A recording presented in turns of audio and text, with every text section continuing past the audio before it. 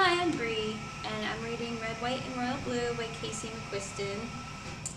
And I'm going to start on page 13. Miss Claremont Diaz, says the man, who looks like his name is probably Reginald or Bartholomew or something. He bows, and miraculously his hairpiece doesn't fall off into June's plate. Alex shares an incredulous glance with her behind his back. His Royal Highness Prince Harry wonders if you would do him the honor of accompanying him for a dance. June's mouth freezes halfway open, caught on a soft vowel sound, and Nora breaks out into a shit-eating grin. Oh, she'd love to, Nora volunteers. She's been hoping he'd ask all evening. June starts and stops, her mouth smiling even as her eyes slice at Nora. Of course, that would be lovely. Excellent, Reginald Bartholomew says, and he turns and gestures over his shoulder. And there Henry is, in the flesh, as classically handsome as ever in his tailored three-piece suit, all tousled sandy hair and high cheekbones and a soft, friendly mouth. He holds himself with innately impeccable posture, as if he emerged fully formed and upright out of some beautiful Buckingham Palace posy garden one day.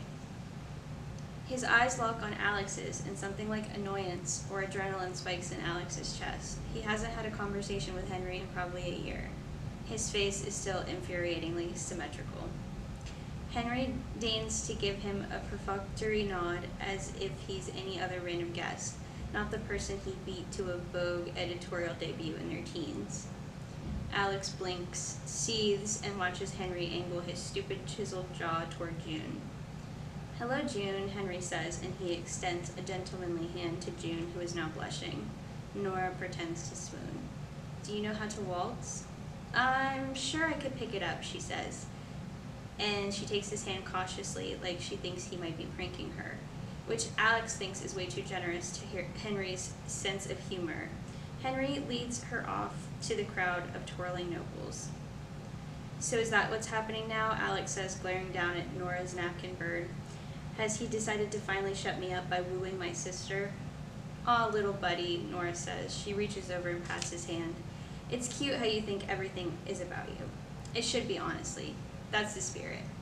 He glances up into the crowd where June is being rotated around the floor by Henry. She's got a neutral, polite smile on her face and keeps looking over her shoulder, which is even more annoying. June is amazing. The least Henry could do is pay attention to her. Do you think he actually likes her, though? Nora shrugs. Who knows? Royals are weird. Might be a courtesy or... Oh, there it is. A royal photographer has snooped in and is snapping a shot of them dancing. One Alex knows will be leaked to Hello next week. So that's it then, using the first daughter to start some idiotic dating rumor for attention. God forbid Philip gets to dominate the news cycle for 1 week. He's kind of good at this, Nora remarks. Alex flags down a waiter and decides to spend the rest of the reception getting systematically drunk. Alex has never told, will never tell anyone, but he saw Henry for the first time when he was 12 years old. He only ever reflects upon it when he's drunk.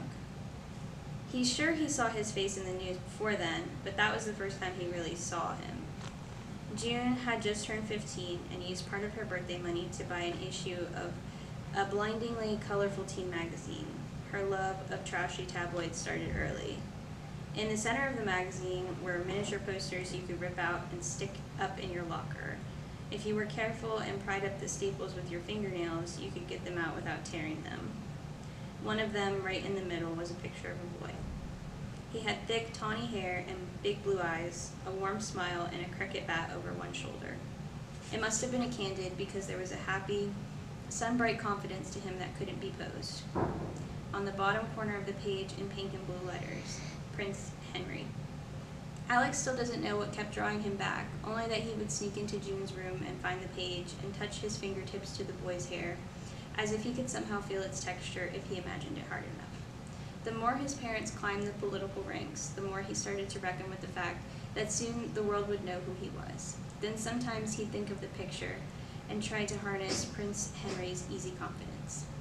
He also thought about prying up the staples with his fingers and taking the picture out and keeping it in his room, but he never did. His fingernails were too stubby. They weren't made for it like June's, like a girl's. But then came the first time he met Henry, the first cool, detached words Henry said to him, and Alex guessed he had it all wrong. that the pretty, flung-open boy from the picture wasn't real. The real Henry is beautiful, distant, boring, and closed. This person the tabloids keep comparing him to, who he compares himself to, thinks he's better than Alex and everyone like him. Alex can't believe he ever wanted to be anything like that. Alex keeps drinking, keeps alternating between thinking about it and forcing himself not to think about it. Disappears into the crowd and dances with pretty European heiresses about it. He's pirouetting away from one when he catches sight of a lone figure hovering near the cake and the champagne fountain. It's Prince Henry, yet again, glass in hand, watching Prince Philip and his bride spinning on the ballroom floor. He looks politely half-interested in that obnoxious way of his, like he has somewhere else to be, and Alex can't resist the urge to call his bluff. He picks his way through the crowd, grabbing a glass of wine off a passing tray and downing half of it. "When you have one of these," Alex says, sliding up to him, "you should do 2 champagne fountains instead of 1. Really embarrassing to be at a wedding with only 1 champagne fountain." "Alex," Henry says in that maddeningly posh accent. Up close, the waistcoat under his suit jacket is a lush gold and has about 1 million buttons on it. It's horrible. "I wondered if I'd have the pleasure." "Looks like it's your lucky day," Alex says, smiling. "Truly a momentous occasion," Henry agrees. His own smile is bright white and immaculate, made to be printed on money. The most annoying thing of all is Alex knows Henry hates him too. He must. They're naturally mutual antagonists, but he refuses to outright act like it. Alex is intimately aware politics involves a lot of making nice with people you loathe, but he wishes that once, just once, Henry would act like an actual human and not some polished little wind-up toy sold in a palace gift shop. He's too perfect. Alex wants to poke it. "Do you ever get tired," Alex says, "of pretending you're above all this?" Henry turns and stares at him. "I'm sure I don't know what you mean." "I mean, you're out here getting the photographers to chase you, swanning around you like you hate the attention, which you clearly don't since you're dancing with my sister of all people." Alex says, "You act like you're too important to be anywhere ever. Doesn't that get exhausting?" "I'm a bit more complicated than that," Henry attempts. "Ha! Oh," Henry says, narrowing his eyes. "You're drunk." "I'm just saying," Alex says, resting an overly friendly elbow on Henry's shoulder, which isn't as easy as he'd like it to be since Henry has about 4 infuriating inches of height on him. "You could try to act like you're having fun occasionally." Henry laughs ruefully. "I believe perhaps you should consider switching to water, Alex." "Should I?" Alex says. He pushes aside the thought that maybe the wine is what gave him the nerve to stomp over to Henry in the first place and makes his eyes as coy and angelic as he knows how. "Am I offending you? Sorry I'm not obsessed with you like everyone else. I know that must be confusing for you." "Do you know what?" Henry says. "I think you are." Alex's mouth drops open while the corner of Henry's turns smug and almost a little mean. "Only a thought," Henry says, tone polite. "Have you ever noticed I have never once approached you and have been exhaustingly civil every time we've spoken? Yet here you are seeking me out again." He takes a sip of his champagne, simply an observation. "What? I'm not," Alex stammers. "You're the—" "Have a lovely evening, Alex," Henry says tersely and turns to walk off. It drives Alex nuts that Henry thinks he gets to have the last word, and without thinking, he reaches out and pulls Henry's shoulder back. And then Henry turns suddenly and almost does push Alex off him this time, and for a brief spark of a moment, Alex is impressed at the glint in his eyes, the abrupt burst of an actual personality. The next thing he knows, he's tripping over his own foot and stumbling backward into the table nearest him.